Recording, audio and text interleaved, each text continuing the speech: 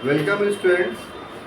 आज हम लोग आधुनिक भारत के इतिहास के स्वतंत्रता संग्राम के खंड में जो पूर्व में एक विषय हम लोग शुरू किए हुए थे और वो था कि गुरुद्वारा सुधार आंदोलन, उसी से जुड़ा हुआ एक विषय और है जो मंदिर सत्याग्रह के नाम से जाना जाता है या मंदिर प्रवेश आंदोलन के नाम से जाना जाता है।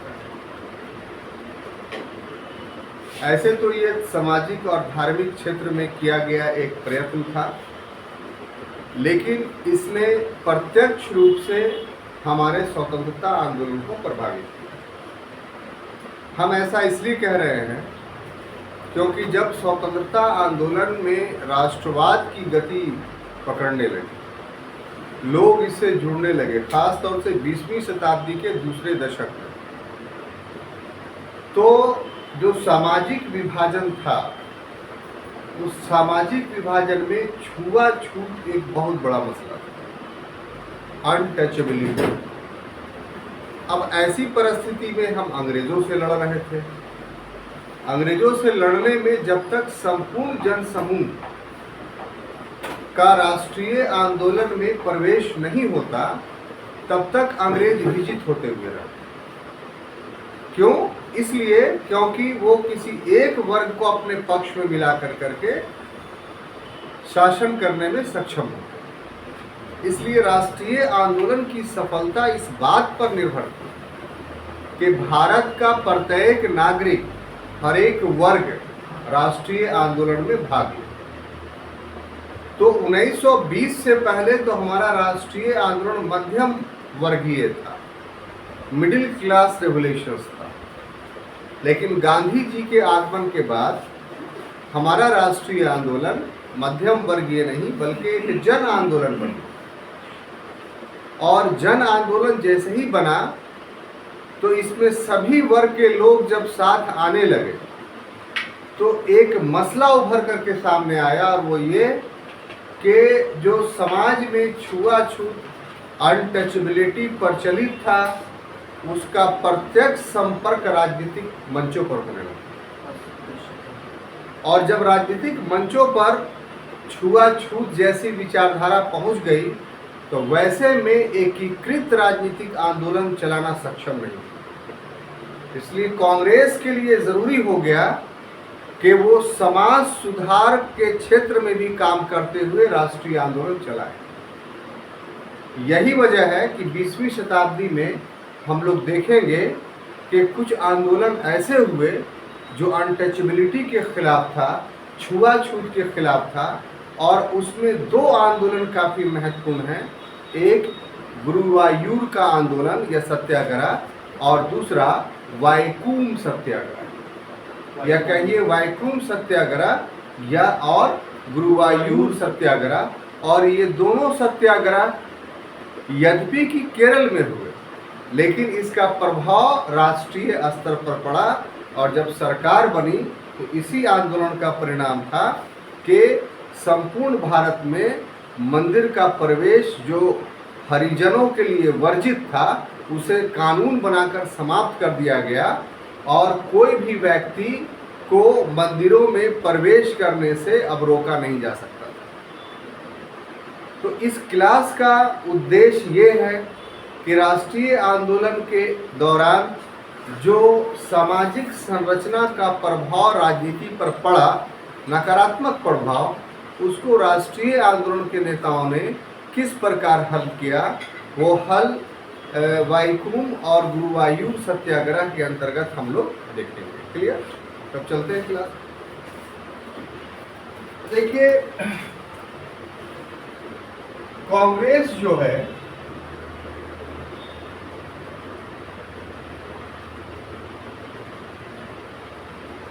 वो आरंभ में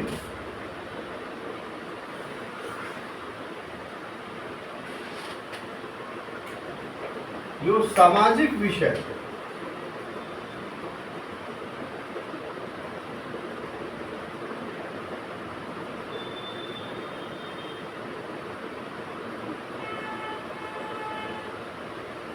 इस विषय को वर्ग संघर्ष के डर से ठीक है, वर्ग संघर्ष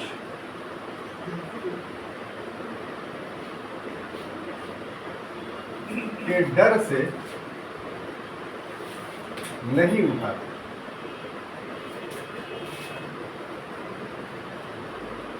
ठीक है,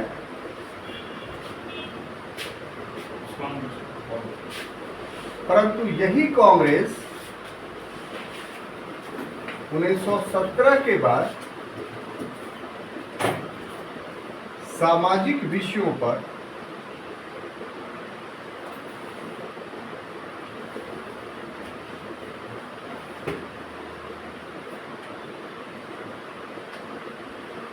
विचार करने लगे।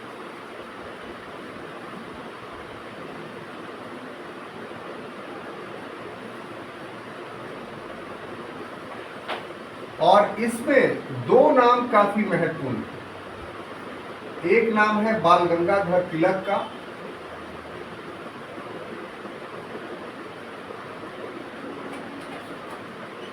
और दूसरा नाम है महात्मा गांधी।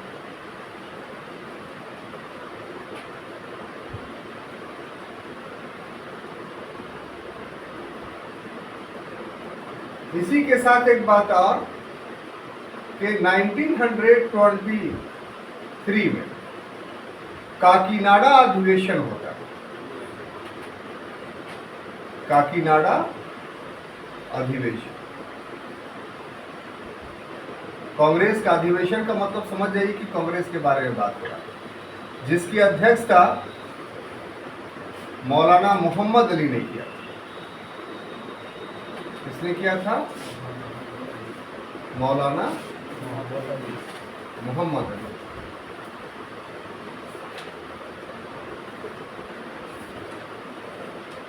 तो इंट्रोडक्शंस में इतनी सारी बातें हम लोग को जाननी और समझनी, ठीक है। तो पहली बात क्या कि कांग्रेस आरंभ का मतलब 1885 से हम बात कर रहे हैं। तो 1885 से लेकर करके आप मान लीजिए यहाँ डेट दिया हुआ है 1970। तो 85 से 1917 तक कांग्रेस सामाजिक विषयों को नहीं उठाती।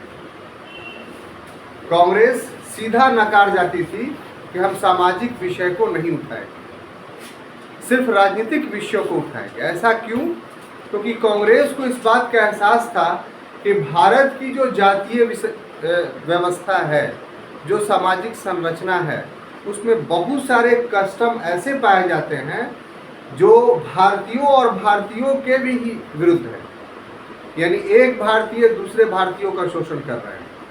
तो यदि हम इन विषयों को, इन सामाजिक विषयों को उठाएंगे तो संघर्ष भारत बनाम भारत हो जाएगा, भारत बनाम अंग्रेज नहीं होगा। और ऐसी परिस्थिति में राष्ट्रीय आंदोलन मजबूत नहीं होगा बल्कि कमजोर हो जाएगा।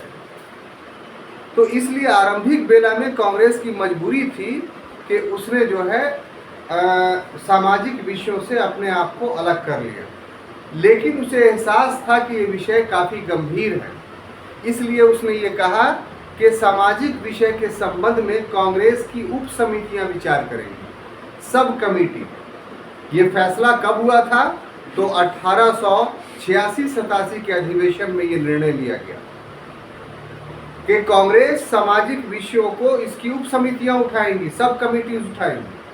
ये सिर्फ बात को सरलीकरण करना था। उप समितियां न कभी बनी, न इन मसलों को उठाया गया। लेकिन 17 तक आते आते जब राजनीतिक रूप से काफ़ी सक्रियता बढ़ गई, राष्ट्रवाद पूर्णतः परिपक्व हो गया और अब आम जनता राष्ट्रीय आंदोलन में धीरे धीरे ग्रेजुअली शामिल होने लगी। खास तौर से आप देखिए कि 1916 में बाल गंगाधर तिलक, एनी बेसेंट ने जो होम रूल लीग आंदोलन चलाया था, वो पहला कांग्रेस का ऐसा आंदोलन था जिसको आप कह सकते हैं कि उसमें कार्यकर्ताओं को बहाल किया गया आंदोलन को चलाने के। और ऐसी परिस्थिति में इसमें सभी जातियों के लोग शामिल हो गए। तो जब राजनीति में सभी जातियों के लोग शामिल हो गए, तब वो द्वंद्व जो समाज में उपस्थित था छुआछूत के रूप में, वो उभर करके सामने।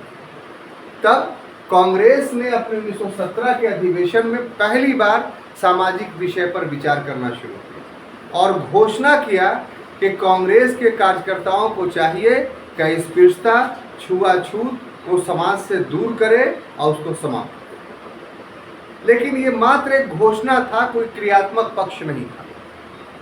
इसके बाद बाल गंगाधर तिलक, जो महाराष्ट्र के ही नहीं बल्कि कहिए कि उनका एक राष्ट्रीय स्वरूप हो गया था, हालांकि कार्य क्षेत्र महाराष्ट्र था, और एक चित्त पावन ब्राह्मण थे। चित्त पावन ब्राह्मण ऐसा ब्राह्मण होता है जो ब्राह्मणों में काफ़ी महाराष्ट्र में श्रेष्ठ होता है। और ऐसी परिस्थिति में बाल गंगाधर तिलक ने इस बात को महसूस किया कि यदि समाज से हम छुआछूत का समापन नहीं करेंगे तो फिर राष्ट्रीय आंदोलन चलाना मुश्किल हो जाएगा। इसलिए चित्त पावन ब्राह्मण होने के बावजूद भी उन्होंने अनटचेबिलिटी को बुरा माना, इसके विरुद्ध प्रचार किया। लेकिन ये सारे प्रयत्न अभी तक न कारखाने में त्रुटि की आवाज़ साबित हुई। वास्तव में पहला व्यक्ति महात्मा गांधी थे जिन्होंने व्यवहारिक रूप से छुआछूत को या अनटचेबिलिटी को समाप्त करने का प्रयत्न किया। और इसके लिए बाद में चल के देखेंगे कि हरिजन यात्रा भी उन्होंने 200 किलोमीटर का निकाला। उन्होंने ये व्यवस्था की कि साहब हम हरिजनों के गांव में जाकर के रात बिताएंगे, उनके साथ भोजन करेंगे, और उसके बाद हिंदुओं का जो उच्च वर्ण है उनको समझाएंगे कि आप अनटचेबिलिटी का व्यवहार ना करें। तो ये सारे प्रयास कार्यात्मक रूप से गांधी के द्वारा किया गया। इसीलिए छुआछूत मिटाने में सबसे बड़ी भूमिका अगर राष्ट्रीय आंदोलन में किसी व्यक्ति ने निभाई तो वो थे महात्मा गांधी। और इसकी परिणति क्या हुई कि 1923 के काकीनाडा अधिवेशन जब कांग्रेस का हुआ, ये केरल का एक जगह है जिसकी अध्यक्षता मौलाना मोहम्मद अली कर रहे थे, जो एक खिलाफत आंदोलन के नेता थे। तो इनकी अध्यक्षता में जो ये कांग्रेस का अधिवेशन हुआ, इसमें कांग्रेस ने बाज़ाब्ते तौर पे क्रियात्मक रूप लाया अपना छुआछूत को समाप्त करने के लिए। इसके लिए क्या किया, तो सभाओं का आयोजन किया जाने लगा, सहभोज का आयोजन किया जाने लगा, लिटरेचर छापे जाने लगे, और कांग्रेस स्पष्ट रूप से हरिजनोत्थान में लग गई। तो यहाँ तक की बात एक इंट्रोडक्शंस के रूप में हमने आपको बताया। अब जैसा कि पहले बता चुके हैं कि हमारा विषय जो है मुख्य रूप से क्या है, तो 2 सत्याग्रह को पढ़ना है, एक वैकोम और दूसरा वायु। है छोटा लेकिन परीक्षा के दृष्टिकोण से काफ़ी महत्वपूर्ण है। ऑब्जेक्टिवली भी क्वेश्चंस आते हैं इस पर, साथ ही साथ बीपीएससी देंगे आप, तो इसमें हो सकता है सामाजिक विषय भी जीएस में है, तो उस विषय से संबंधित होने के कारण ये भी प्रश्न आपको जीएस के सेक्शन में पूछ सकता है। क्लियर? तो चलिए शुरू करते हैं कि दोनों आंदोलनों को पहला हम लोग क्या उठाएंगे, वैकोम सत्याग्रह।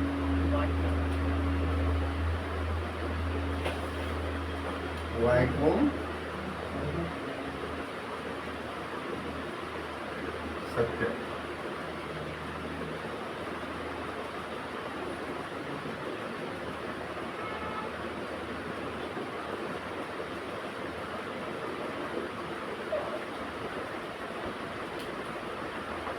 देखिए साहब, ये है क्या चीज़, इसको हम लोग को समझने की जरूरत है। और इस आंदोलन को, वैकोम आंदोलन को ऊपरी तौर पर अगर देखिएगा, किसी पूछिएगा तो बोलेगा कि ये हिंदुओं के अंदर बैकवर्ड फॉरवर्ड की लड़ाई थी, हरिजन वर्सेस सवर्ण की लड़ाई थी। ऑब्जेक्टिव क्वेश्चंस आ भी सकता है, आप अभी पर बैठा लीजिए मस्तिष्क में कि ये कभी भी सवर्ण और अवर्ण की लड़ाई नहीं, बल्कि विडंबनापूर्ण बात यह है कि सवर्णों ने अवर्णों का साथ दिया था इस आंदोलन। और यही वजह है कि केरला में जो कम्युनिस्ट पार्टी को मजबूती मिली, संपूर्ण भारत से कम्युनिस्ट पार्टी का समापन हो गया। पता है कि नहीं आपको? त्रिपुरा में था, वहाँ भी समापन हो गया, बंगाल था, वहाँ भी समापन हो गया। 2 स्टेट में थे। एक तीसरा स्टेट केरला है जहाँ अभी तक कम्युनिस्ट समाप्त नहीं हुआ। कम्युनिस्ट केरला से क्यों नहीं समाप्त हुआ? कि कम्युनिस्ट का आधारभूत जो, या कह लीजिए बेस, आधार सवर्ण और अवर्ण दोनों है। इसकी बुनियाद सवर्णों और अवर्णों की एकता में जहां पड़ी थी, वो यही घटना है। और उस समय से ऐसी एकता बनी कि फिर कम्युनिस्ट मूवमेंट का इसके अधिकांश नेता इस आंदोलन में, वैकुंठ सत्याग्रह में या गुरुवायूर सत्याग्रह में, अधिकांश नेताओं ने जो भाग लिया वो आगे चल के सब कम्युनिस्ट बन। जैसे नंबूद्रीपाद का नाम आप सुने होंगे, ये केरला के फर्स्ट चीफ मिनिस्टर थे, ये ब्राह्मण थे, लेकिन किसके दल से ये चीफ मिनिस्टर बनने में सफल हुए? तो कम्युनिस्ट पार्टी ऑफ इंडिया के बल। ऐसा क्यों हुआ? ऐसा इसलिए हुआ कि वर्ग संघर्ष का वास्तविक बुनियाद केरला में पड़ा और वर्ग संघर्ष को वास्तविक सफलता केरला में पड़ी। और वर्ग संघर्ष के बाद सामाजिक समन्वय का एक उच्च आदर्श केरला में स्थापित हुआ। इसलिए वहाँ जातीय विभेद, धार्मिक विभेद की राजनीति कोई भी करता है केरला में तो वो सफल नहीं होता है, क्योंकि स्वतंत्रता आंदोलन के दौरान केरला में सामाजिक समन्वय का एक ऐसा वातावरण या एक ऐसा आधार तैयार हुआ कि उसको तोड़ना वर्तमान समय में काफ़ी मुश्किल है, बल्कि यूँ कह लीजिए कि नामुमकिन। और देश को उन्नत बनाने के लिए, आगे बढ़ाने के लिए, या जो वर्तमान समस्या है उसको हल करने के लिए अगर आप गौर से देखिए तो पार्टी के स्तर से ऊपर उठ करके अगर सोशल हार्मोनी, अगर सामाजिक समन्वय बनाने की ज़रूरत है तो केरल मॉडल को आपको अपनाना होगा। केरल मॉडल क्या है कि वास्तव में ये सिर्फ एक धार्मिक या जातीय विभेद का मामला नहीं था, ये आर्थिक विभेद का भी मामला है। तो विभेद के सारे स्वरूपों को केरला में समाप्त किया गया और फिर एक ऐसा समन्वय स्थापित हुआ कि आप देख लीजिए कि आज भारत का जो केरला प्रांत है वो हर दृष्टिकोण से शिक्षा के स्तर में ऊंचा है, अर्थव्यवस्था के स्तर में ऊंचा है, राष्ट्रीय आय के स्तर में ऊंचा है। और ये सब क्यों हुआ कि जो सोशल बैरिकेडिंग थी, जो सामाजिक रुकावटें थी, उन सामाजिक रुकावटों को पूर्णतः समाप्त किया गया और उसकी बुनियाद इन्हीं आंदोलनों के माध्यम से डाला गया था, या ये आंदोलनों के माध्यम से उन बुराइयों को समाप्त किया गया था। क्लियर? तो ये बातें किताब में स्पष्ट रूप से नहीं लिखी हुई जो हमने बताया, लेकिन पूरी घटनाओं को आप पढ़ेंगे अगर तो ये पक्ष आपके सामने उभर करके सामने आएगा। अब शुरू करते हैं। तो आप देखिए कि ये घटित कहाँ हुआ, वैकुंठ सत्याग्रह। तो अभी अभी मैंने आपको बताया कि घटित कहाँ हुआ, केरल। ठीक है, केरल। और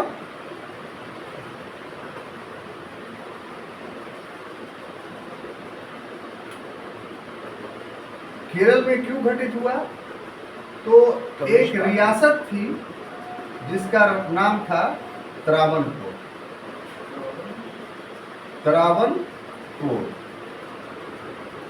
त्रावणकोर रियासत, ठीक है।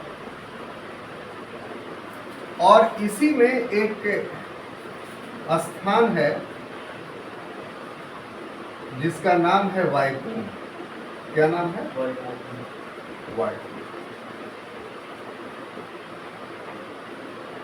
वैकुंठ जो गांव है या कस्बा है कह लीजिए, वहां क्या था कि राजा का मंदिर,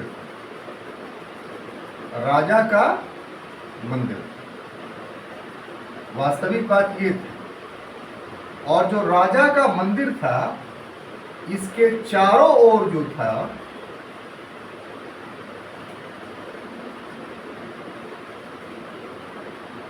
मार्ग बना हुआ, यानी रास्ते थे, और इस मार्ग में अवर्णों का प्रवेश वर्जित था।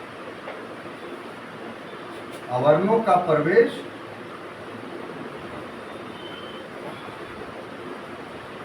वर्जित।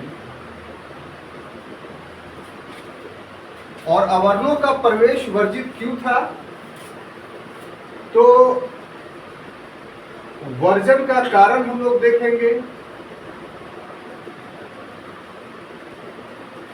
तो वर्जन का स्पष्ट कारण था छुआछूत। क्या चीज?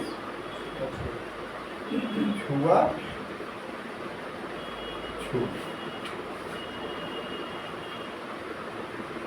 और ये छुआछूत का अगर एग्जाम्पल देखें वहां, तो एक जाति थी इझावा। क्या चीज? इझावा। और एक जाति थी पुलैया। अब छुआछूत इतना विकराल था कि इजावा को 16 फुट और पुलैया को 32 फुट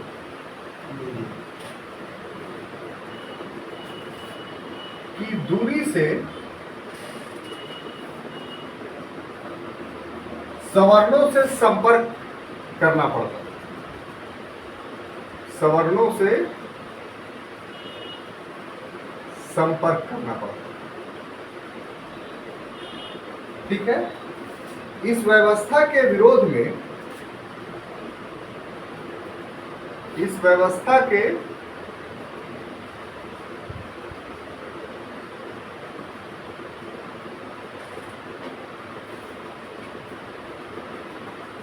विरोध में 3 नाम आपको याद रखने हैं।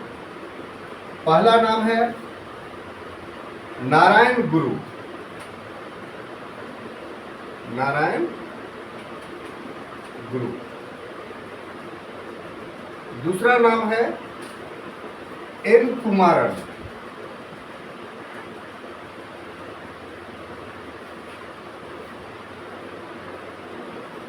और तीसरा नाम है टीके माधवन। टीके माधवन। इन लोगों ने इसके विरुद्ध, इस व्यवस्था के विरुद्ध आंदोलन चलाया।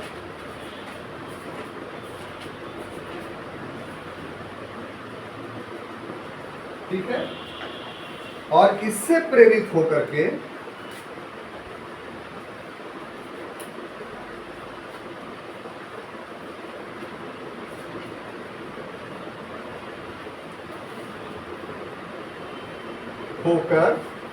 एक डेट याद रखना है, 30 मार्च 1924। 30 मार्च 1924। इसमें एक और नाम आपको याद रखना होगा, पी केशव मेनन। पी केशव मेनन। इन्होंने वाइकोम सत्याग्रह किया। इस वाइकोम सत्याग्रह का साथ जो दे रहा है वो देखिए, ये काफी महत्वपूर्ण है, जिससे पूर्व की बात स्थापित होगी। वो था Nair service society. Nair service society.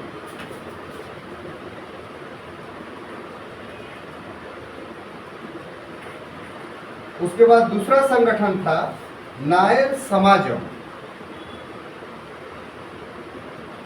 Nair Samaj. उसके बाद तीसरा ऑर्गेनाइजेशन था केरल हिंदू सभा।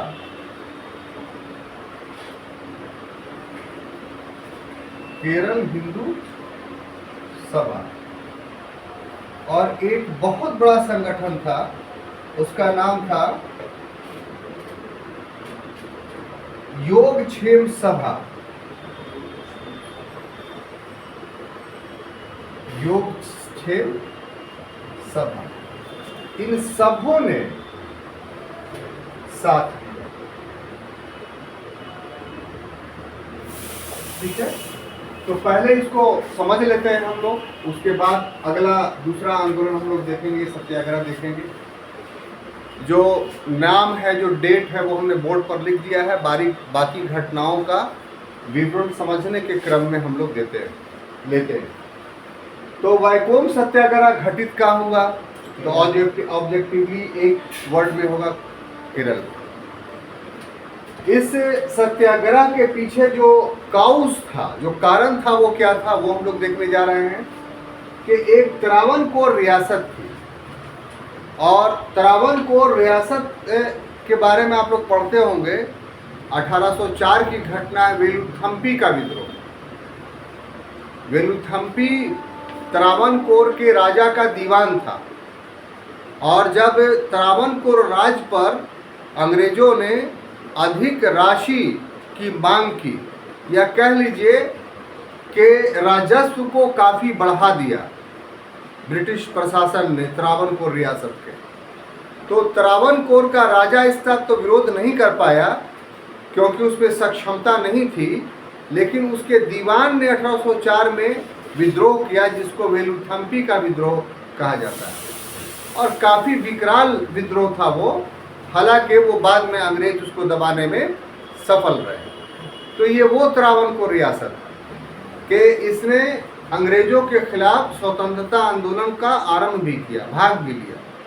लेकिन इसका एक दूसरा पक्ष भी था कि त्रावणकोर रियासत जो था वो धार्मिक विभेद या सामाजिक विभेद का भी स्थल था। और कैसे था कि एक स्थान था इस रियासत में वाइकोम। इस स्थान में राजा का एक मंदिर था। अब ये कोई बहुत उस समय की व्यवस्था के अनुसार कोई बहुत बड़ी बात नहीं थी। ये आम नियम था कि जो राजा का मंदिर होता था उसमें प्रजा नहीं पूजा करने जाती थी, उसमें सिर्फ राजा ही जाता था पूजा करने के लिए। तो यहाँ भी वही नियम था कि राजा का मंदिर था, मतलब कि राजा सिर्फ पूजा करेगा। बात समझ में आ रही है? आज भी निकट में आपको देखना है ये दृश्य, तो बहुत सारे अवशेष तो मिट गए हैं लेकिन फिर भी बचे हुए हैं। टेकारी में आप जाइएगा तो किला से एक भूमिगत रास्ता निकला था जो एक हमाम था, वहाँ जाकर खुलता था। हमाम समझते हैं? बाथरूम। तो वो बाथरूम अभी भी बना हुआ है।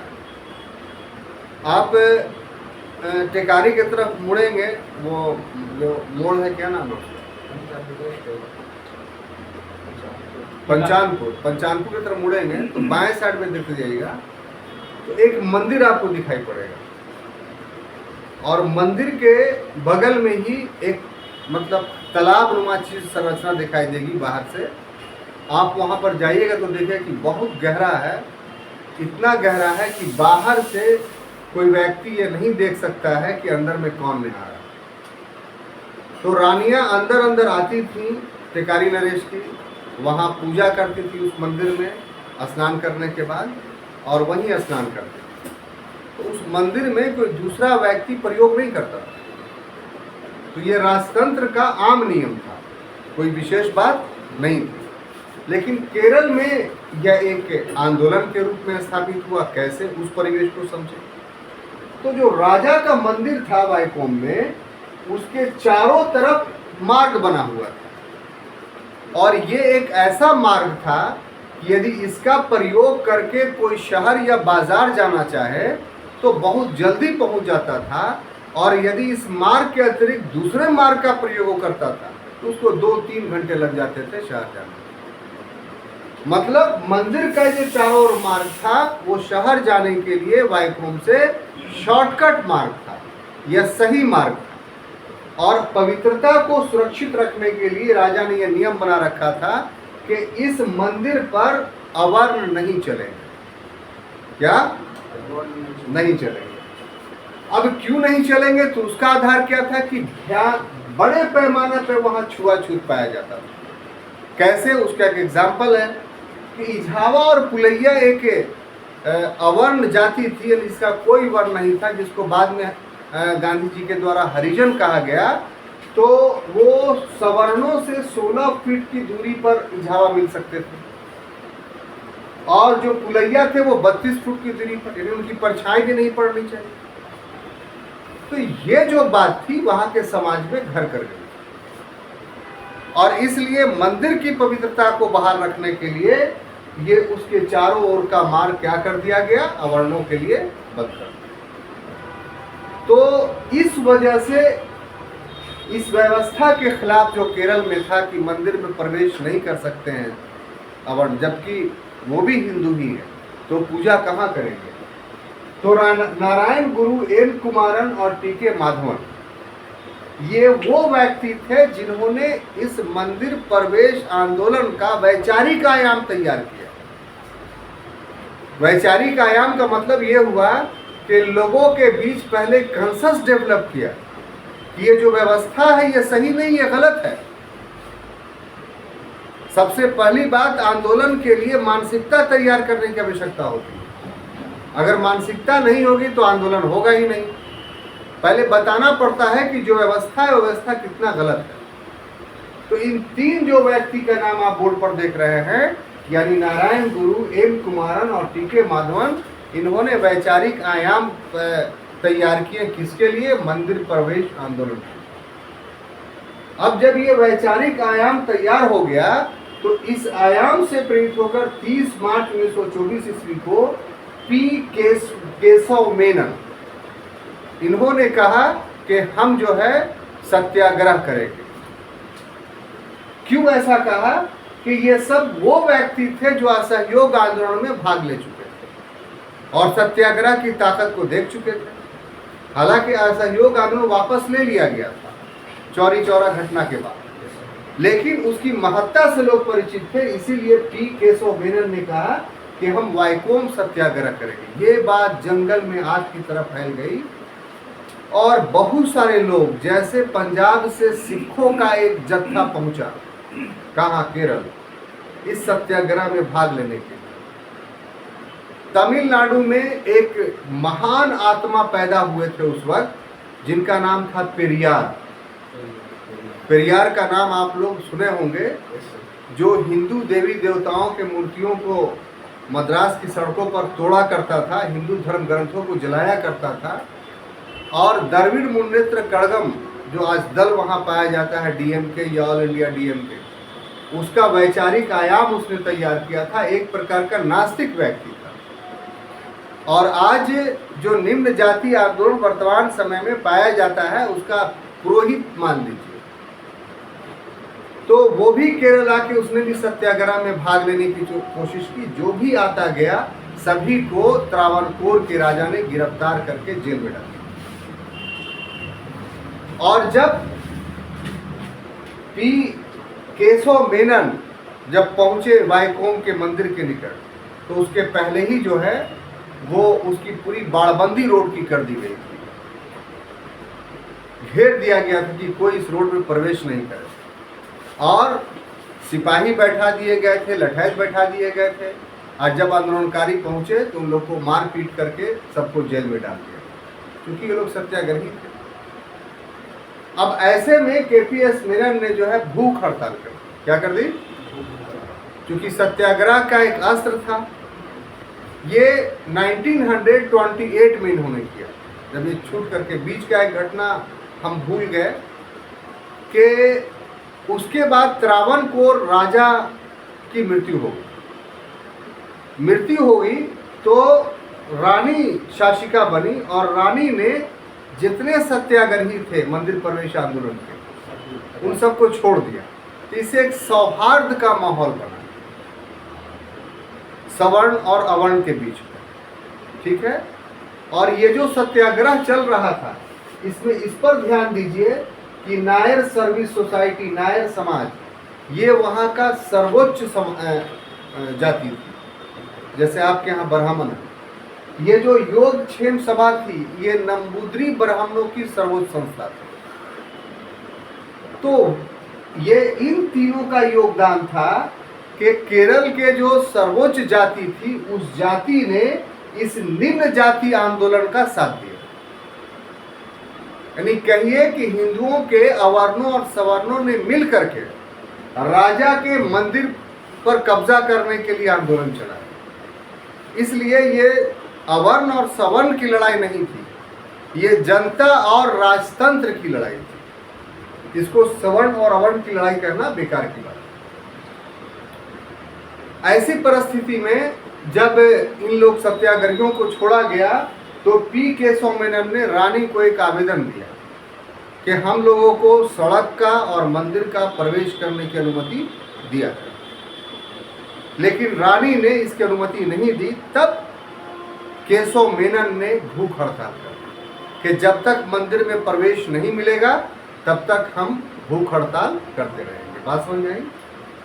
अब ऐसी परिस्थिति में भूख हड़ताल के बाद डिटोरेशन आना शुरू हुआ तो मर भी सकते थे।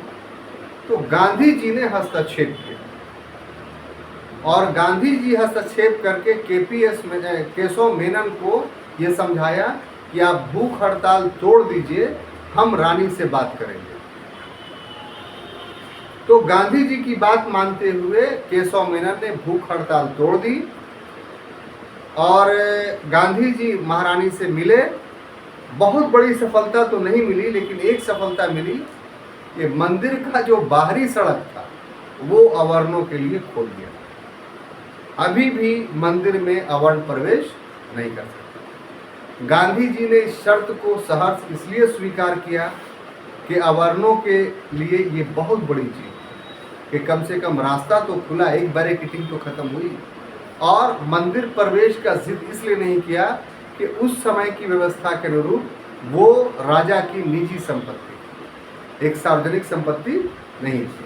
तो इस कारण से उस पर वो नहीं अड़े और एक प्रकार से कहिए कि गांधीयन फिलॉसफी के माध्यम से एक सीमा तक कुछ जीत सत्याग्रहियों को प्राप्त।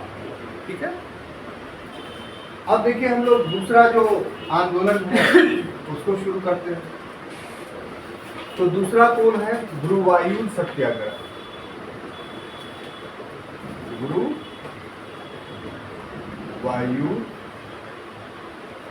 सत्याग्रह। ठीक है, अब ये क्या है? ये भी केरल में, ये भी क्या है? एक गांव है। ये भी कहां घटित हुआ?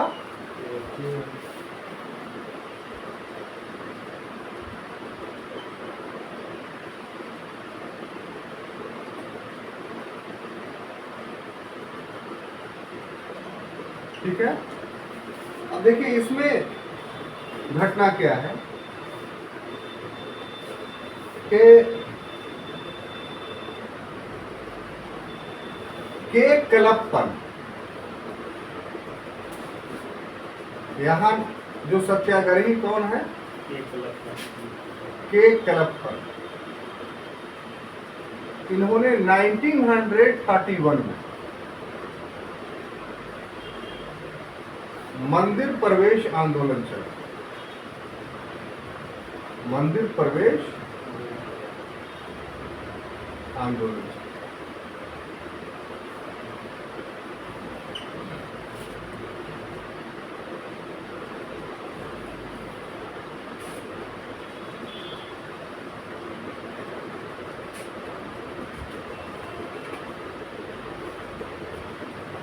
और ये भी सेम इसी प्रकार का था, लेकिन इसका समय जो है वो थोड़ा अलग है बाद में। तो घटनाक्रम ये है कि साहब वाइकोम सत्याग्रह की समाप्ति के बाद मंदिर प्रवेश आंदोलन शिथिल पड़ गया, लेकिन केरल की जो सामाजिक संरचना थी उस सामाजिक संरचना में फ्रीडम स्ट्रगल मूवमेंट को चलाना उसी समय संभव था जब सामाजिक विभेद को खत्म किया और सविनय अवज्ञा आंदोलन शुरू हो चुका था। और सविनय अवज्ञा आंदोलन दक्षिण भारत के लोगों ने भी उसमें भाग लिया, जिसमें केरला भी शामिल। और ऐसी परिस्थिति में सविनय अवज्ञा आंदोलन बीच में, जब आपको पढ़े होंगे द्वितीय गोलमेज सम्मेलन, तो द्वितीय गोलमेज सम्मेलन में गांधी जी भाग लेने के लिए तैयार हो गए थे इस शर्त पर कि सविनय अवज्ञा आंदोलन स्थगित रखा जाए। अगर हमारी मांगे मान ली जाएंगी तो सविनय अवज्ञा आंदोलन समाप्त किया जाएगा, नहीं तो ब्रिटेन से आने के बाद पुनः शुरू कर दिया जाएगा। बात समझ में आई? तो ये स्थगन का पीरियड था सविनय अवज्ञा का। इसी समय आंदोलन को गति देने के लिए के कलप्पन ने यह अनुभव किया कि मंदिर प्रवेश आंदोलन समाप्त नहीं हुआ है या मंदिरों में प्रवेश अभी तक नहीं मिली। इसलिए उन्होंने जो है वो मंदिर प्रवेश आंदोलन चलाया और 33 में वो भूख हड़ताल पर बैठ गए। तो गांधी जी पुनः जो है आते हैं और उनका भूख हड़ताल तोड़वाते हैं। मंदिर में प्रवेश आंदोलन तो सफल नहीं हुआ, लेकिन सफलता इस बात में मिली कि 1936 में रानी ने खुद, यानी जो त्रावणकोर का राज्य था, उसके राजा रानी ने स्वयं जो है वो हरिजनों को या अवर्णों को मंदिर में प्रवेश दे दी। और 37 में जब सरकार बनी, यानी उस समय मद्रास कहा जाता था उस रियासत को, जिसमें केरल भी शामिल था, और सी राजगोपालाचारी वहाँ के प्रधानमंत्री बने। उस समय मुख्यमंत्री को प्रधानमंत्री कहा जाता था। तो मद्रास विधानसभा के द्वारा बाजाप्ते तौर पे एक विधेयक पारित किया गया कि अब दक्षिण भारत के किसी भी मंदिर में किसी भी हरिजन को प्रवेश करने से कोई नहीं रोक सकता। तो इस प्रकार से अंततः आप मान के चलिए कि जो केरला का मंदिर प्रवेश आंदोलन था वो सफल रहा, क्योंकि कानूनी रूप से मंदिर प्रवेश को प्रतिबंधित करना एक अपराध घोषित किया गया। और यही इसी आंदोलन का परिणाम था कि जब भारत का संविधान बना तो अनुच्छेद 17 में अस्पृश्यता का पूर्ण रूप से उन्मूलन कर दिया। तो हम समझते हैं कि एक छोटी सी घटना थी जिसको आप समझने और हम समझाने में सफल रहे। अब हमें अनुमति दीजिए, अगले विषय के साथ फिर हम अगले क्लास में हाजिर होंगे।